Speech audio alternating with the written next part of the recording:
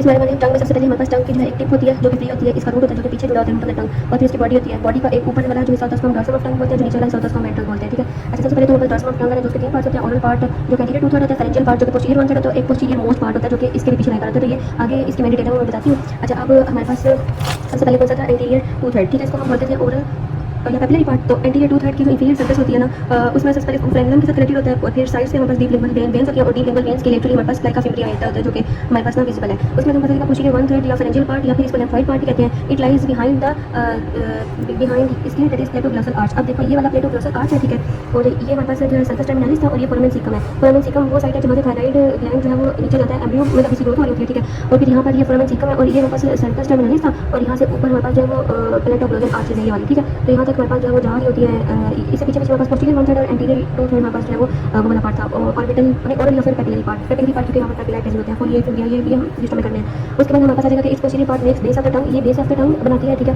And anterior wall of ओरोफेरिंक्स। अब इसके पीछे टंग के पीछे क्या होता है, ओरोफेरिंक्स। तो ओरोफेरिंक्स के एंटीरियर वॉल और base of the tongue posterior one third बना होता है। यहाँ पर लिंगुअल टॉन्सिल्स होते हैं। ठीक है, ये देख लो तो बड़े नजर आ रहे हैं, ये लिंगुअल टॉन्सिल्स है मोटे-मोटे सारे, और ये इसमें म्यूकस ग्लैंड्स भी प्रेजेंट होते हैं बहुत सारे, और ये हमारे पास डिग्रेडेशन में या स्वेलिंग में हेल्प करते हैं। ठीक है बात। अच्छा उसके बाद हमारे पास तीसरा पार्ट आता है पोस्टीरियर मोस्ट पार्ट। ठीक है, तो जो हमारे पास होता है ना पोस्टीरियर मोस्ट पार्ट, ठीक है, तो वहाँ पे तीन फोल्ड्स होते हैं। एक हमारे पास ये वाला जो दरमियान में है, ये हमारे पास होगा मीडियल ग्लॉसो एपिग्लॉटिक फोल्ड। ठीक है, ये मुकस के फोल्ड्स होते हैं। ठीक है, और ये दो जो होते हैं ना, ये लेटरल ग्लॉसो एपिग्लॉटिक फोल्ड्स होते हैं। ठीक है, तो ये हमारे पास करते हैं, ये ना पोस्टीरियर मोस्ट पार्ट को एपिग्लॉटिक से जोड़े होते हैं। ठीक है, और फिर वेलिक्यूला जो होता है depression on the sides of medial glosso epiglottic folds. ठीक है, तो ये मीडियल ग्लॉसो एपिग्लॉटिक फोल्ड है ना, जो तो यहाँ पर ये डिप्रेशन जो बन रहे हैं दोनों साइड्स पे, इसको वेलिक्यूला बोलते हैं। ठीक है, और ये लेटरल ग्लॉसो एपिग्लॉटिक फोल्ड के लेटरल साइड के ऊपर हमारे पास क्रीफॉर्म फोसा प्रेजेंट होता है। ठीक है, अच्छा उसके बाद हमारे पास ये सेक्शन हो गई। अब हमारे पास आ जाता है कि पीछे चलते हैं। अच्छा लिम्फेटिक्स कर लेते हैं। लिम्फेटिक्स टिप ऑफ द टंग के जो लिम्फेटिक्स है वो ड्रेन करते हैं सब मेंटल नोड्स में, और जो लेटरल साइड्स होती है राइट और लेफ्ट की वो सब मैंडिबुलर और डीप सर्वाइकल नोड्स में। ठीक है, और डीप सर्वाइकल कौन से जो हमारे पास एंटीरियर देखो, एंटीरियर टू थर्ड का टंग था, सब मेंटल और सब मैंडिबुलर और डीप सर्वाइकल नोड्स में ट्रेन कर रहे हैं लिम्फेटिक्स, और जो पोस्टीरियर वन थर्ड का टंग है वो अपर सर्वाइकल नोड्स में ट्रेन करते हैं। उसको जुगुलो डाइजेस्टिक नोड्स कहते हैं। डाइजेस्टिक मसल्स की यहाँ पर कोई अटैचमेंट वगैरह होती होगी, तो ये सारी ट्रेन करते हैं इनको जुगुलो ओमोफाइड नोड्स में जो कि लिम्फ नोड्स का टंग होते हैं। तो चलिए मैं पहला तो पढ़ लिए थे। अब हम देखते हैं इसकी जो है वो क्या ब्लड सप्लाई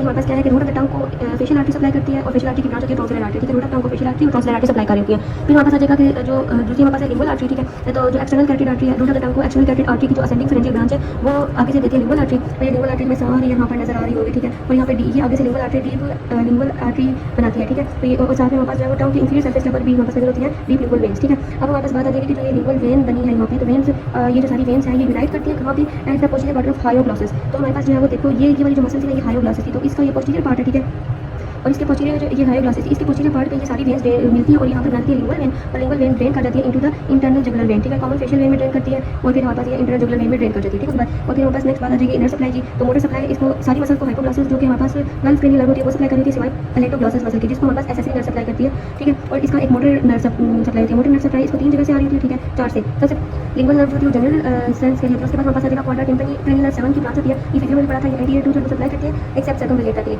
और ये टेस्ट पास्चर में फिजियो हो गया, कवर करनी पड़ेगी। फिर इसके बाद ग्लोसोफेरेंजियल नर्व होती है फॉर पोस्टीरियर वन थर्ड। ठीक है, और क्रेनियल नर्व 7 जो 9 जो होती है वो हमारे पास पोस्टीरियर वन थर्ड को सप्लाई कर रही है, और क्रेनियल नर्व 10 वेगस नर्व जो होता है वो पोस्टीरियर मोस्ट पार्ट जो होता है ना उसको सप्लाई कर रही है। ठीक है, अब पीछे हमारे पास रहेगी मसल्स। ठीक है, तो मसल्स का टंग होता है जो है वो मिडल फाइब्रस सेप्टम जो है डिवाइड करता है टंग को राइट और लेफ्ट हाफ में, और हर एक हाफ में 4 इंट्रिंसिक मसल होती है और 4 एक्सट्रिंसिक मसल होती है। मतलब टोटल टंग में कितनी मसल्स हैं 16, मतलब 8 जो है वो राइट साइड की और 8 लेफ्ट साइड की। अब टेबल हम बीडी से देख लेते हैं। ठीक है, अच्छा बाकी साथ साथ इधर इसके वजह इंसेक्शंस।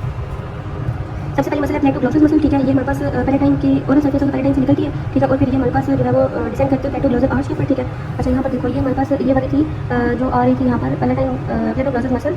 ठीक है, और ये वाली हमारे पास प्लेटोग्लॉसस मसल है, तो ये पैराटाइन बोन है। ठीक है, यहाँ से ये ऑरिजिनेट करती है और फिर डिसेंड करती है प्लेटोग्लॉसस आर्च की तरफ, जो कि पीछे है जहाँ पर मैंने पीछे भी बताया यहाँ पर ये प्लेटोग्लॉसस आर्च। ठीक है, ये देखो प्लेटोग्लॉसस मसल की इंसर्शन यहाँ पर हुई है। ठीक है, तो उसके बाद आ जाएगा adjunction of oral and pharyngeal parts, इसको बंद करो। फिर उसके बाद अगली मसल फंक्शन है ना इस टेबल में काम होगी। फिर हायोग्लॉसल है। ठीक है, whole length of greater cornu and lateral part of hyoid bone. तो यहाँ पर देखो ये हमारे पास हाइट बोन। ठीक है, रूट ऑफ द टंग यहाँ पे अटैच होता है। ठीक है, हाइट बोन के ऊपर हाइट बोन से कौन सी मसल हायोग्लॉसस जो है वो यहाँ से निकलती है, तो यहाँ से ऑरिजिनेट करती है। इसके फाइबर्स जो है वो सुपीरियर मूव करेंगे side of tongue between styloglossus and inferior longitudinal muscle of the tongue. ठीक है, तो अब देखो ये हमारे पास आ रही थी ये वाली जो है ना वो स्टाइलोग्लॉसस। ठीक है, ये हमारे पास कौन सी मसल है, ये वाली दिस वाली स्टाइलोग्लॉसस के फाइबर्स है। ठीक है, और फिर हमारे पास इंफीरियर लॉन्गिट्यूडिनल मसल जो कि यहाँ पे है, इन दोनों के दरमियान कौन सैंडविच हुआ हुआ है, ये हायोग्लॉसस मसल है। तो यहाँ पर इसकी इंसर्शन है। ठीक है, तो ये साइड ऑफ द टंग पे लगती है जाके, और ये दोनों मसल्स इसको बीच में सैंडविच कर रही होती है। ठीक है, तो हायोग्लॉसस मसल हमारे पास हो गई डन। अच्छा उसके बाद हमारे पास बात आ जाती है कि this is styloglossus tip and part of interior surface of styloid process.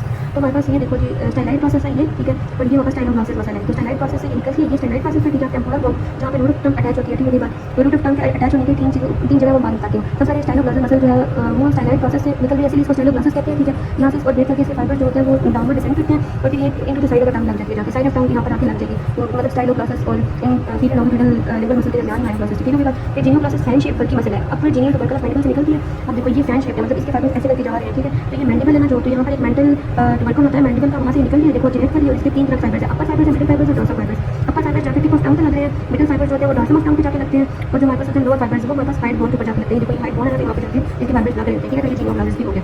अब इनके फंक्शन देखते हैं। तो सबसे पहले सुपीरियर लॉन्गिट्यूडनल मसल जो होती है एस से सुपीरियर है, तो एस से ये क्या करेगी, शॉर्ट कर देगी टंग को और इसकी डोर्सम को कंकेव कर देगी, ठीक है। और इंफीरियर लॉन्गिट्यूडनल है, ये भी शॉर्ट करती है टंग को और ये जो है वो डोर्सम को कन्वेक्स कर देती है, ठीक है। बाद और मतलब इंफीरियर वाला कन्वेक्स कर देता है, मतलब मोटा कर देता है, और सुपीरियर वाला जो होगा वो कंकेव कर देता है, मतलब कि डोर्सम जो है मतलब ऊपर सर्फेस वाले टंग के उसमें एक गड्ढा टाइप बन जाता है, ठीक है। बाद और फिर ट्रांसवर्स जो है वो एक next tongue narrow and elongated, transverse से लंबा कर देगी टंग को, ठीक है। वर्टिकल है, next tongue broad end flatten, ठीक है। तो ये टंग को फ्लैट करके ब्रॉड कर देगी, ठीक है। बाद उसके बाद हमारे जीनियो ग्लासेस है तो प्रोटेक्ट करती है टंग को, हाइयो ग्लासेस है डिप्रेस करती है, स्टाइलो ग्लासेस रिट्रैक्ट करती है और प्लेटो ग्लासेस एलिवेट करती है। अब पीछे हमारे पास आ जाते हैं जी क्लिनिकल्स, ठीक है। तो क्लिनिकल सबसे पहले ग्लोसाइटिस।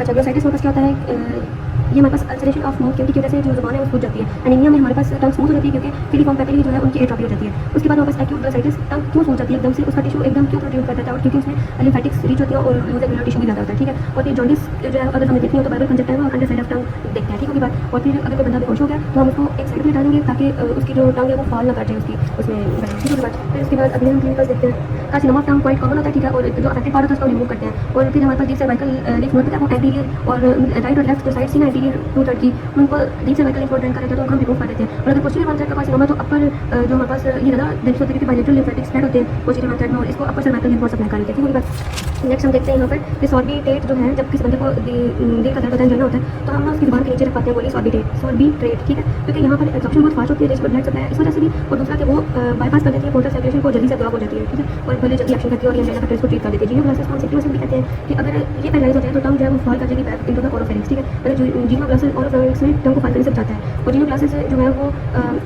एक बड़ी मसला जिसकी वजह से हमने देखा था कि टंग जो है वो प्रोटीन हो जाती है, ठीक है। तो अगर और सारे मतलब हाइपोग्लासेस नर्व सप्लाई कर रहे थे सिवाय हमारे पास कौन सा पैलेटो ग्लासेस जिसको सेंसरी नर्व सप्लाई करी थी, तो इस वजह से हमारे पास हम ना हाइपोग्लासेस नर्व चेक करनी हो तो हम जीनियो ग्लासेस टंग प्रोड्यूस करवा लेते हैं। उसके बाद अगर हमारे पास ना हाइपोग्लासेस नर्व की इंजरी हो जाए, अगर राइट साइड की पैरालाइज हुई है तो टंग भी प्रोड्यूस करके डेविएट होगी राइट साइड की, क्योंकि जो राइट साइड है टंग की वो सप्लाई कर रही है उसको लेफ्ट साइड वाली जो है वो सप्लाई कर रही है। तो यहाँ पर वो कह रहे हैं कि लेफ्ट साइड की genioglossus pull the base of the tongue toward left side, और फिर इस तरह से राइट साइड की तरफ मूव करेगी। खुद ही मूव करके देखो आ जाएगा, मैंने पॉज करके इसको रीड कर लो इस वाले पैरा को।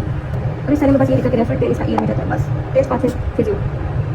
अच्छा जो एक बात रह गई थी कि रूट ऑफ टंग कहाँ पे अटैच होती है, सबसे पहले तो ये stylite process of temporal bone पे अटैच होती है, फिर ये हायोइड बोन पे अटैच होती है और तीसरा ये मैंडिबल के साथ देखो इधर इधर और इधर यहाँ पर ये अटैच हुई होती है, ठीक है।